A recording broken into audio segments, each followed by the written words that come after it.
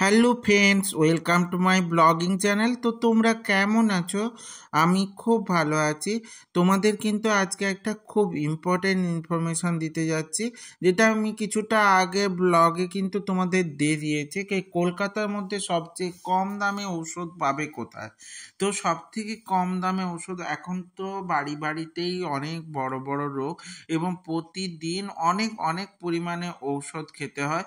তো সেই ঔষধ পেতে গেলে অবশ্যই কিন্তু আমাদের অনেক পরিমাণে টাকা কিন্তু বেরিয়ে যায় এই ঔষধের জন্য। সেই জন্য আমাদেরকে কিন্তু সবচেয়ে কম দামে কোথায় ঔষধ পাওয়া যায় সেটা জানতে হবে। আমি কিছুটা তোমাদের আগের ব্লগে গতকালের ব্লগে কিন্তু দিয়ে দিয়েছি যে কোথায় পাওয়া যায় আবার তোমাদের সঙ্গে আমি শেয়ার করে নিচ্ছি। কলকাতা বড় বাজারে কিন্তু মেডিসিন অনেক কম রেটে, অনেক পার্সেন্টেজ কমে তোমরা কিনতে পারবে। অনেক দাম কম পড়বে, তবে একটু বেশি বেশি পরিমাণে নিতে হবে, কারণ ওখানে পাইকারি সিস্টেমে নিতে হয়।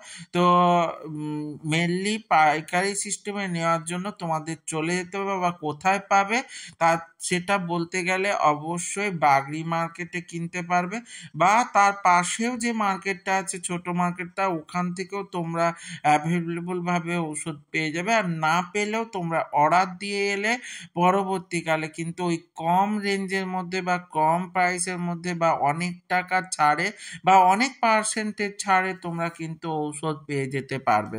তো এটা অবশ্যই তোমাদের যেতে গেলে আগের ব্লগটা আমি পুরো রুট ম্যাপ দিয়ে দিয়েছি, এবং কেমন ভাবে গেলে তোমরা ঔষধ পাবে সেটা কিন্তু আমি বলবো।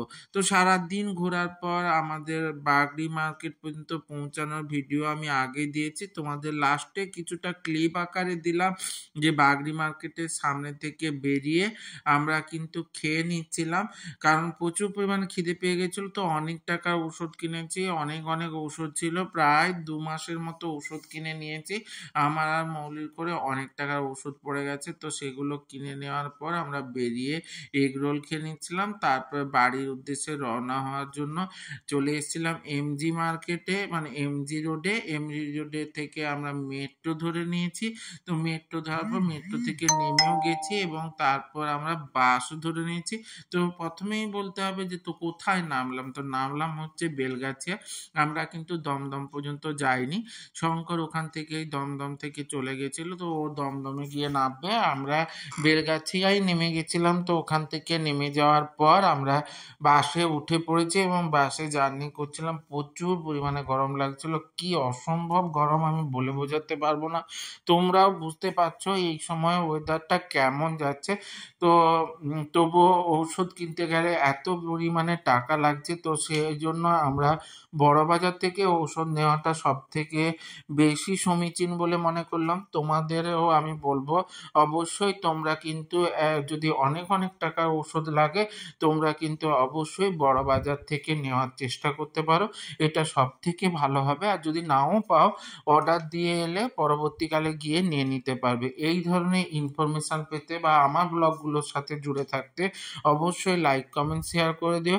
আর ইউটিউব থেকে যারা দেখবে তারা অবশ্যই সাবস্ক্রাইব করে দিও এবং সাথের বেল আইকনটা ক্লিক করে দিও নিশ্চয়ই, নাহলে কিন্তু আমার ভিডিওগুলো তোমার সামনে একদমই প্রথমে আসবে না। তো তোমরা বলে জানিও অবশ্যই যে কেমন লাগছে ভিডিওগুলো, তোমাদের অলরেডি কাজে লাগছে কিনা। এইভাবেই আমার সাথে থেকো, সঙ্গে থেকো, জুড়ে থেকো, ভালো থেকো। টাটা।